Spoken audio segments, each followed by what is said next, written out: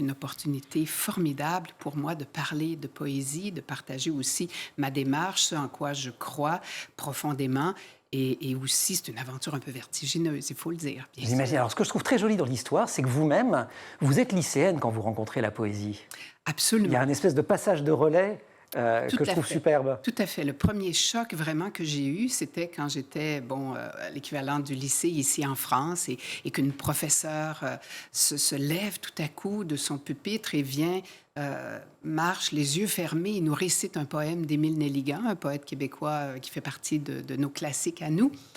Et donc, je la vois avoir accès à un monde que je ne connais pas du tout.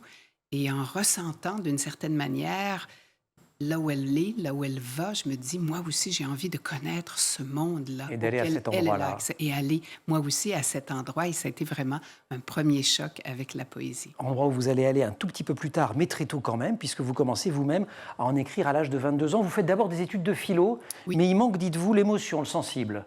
C'est-à-dire que la philosophie, c'est évidemment très conceptuel. Il y a Ouais. cette réflexion qui est très dense et j'adore toujours la philosophie pour son vaste champ, pour tout ce qu'elle permet d'embrasser, pour la curiosité, la soif de connaître. Mais il me semble manquer un peu d'émotion, de sensation, de chair, d'expérience immédiate de la vie et ce que donne à mon sens, la littérature et particulièrement la poésie, donc le travail avec le langage, avec les mots et avec l'être, puisque les mots sont une manière, en fait, d'éclairer ces chemins intérieurs poétiques, disons.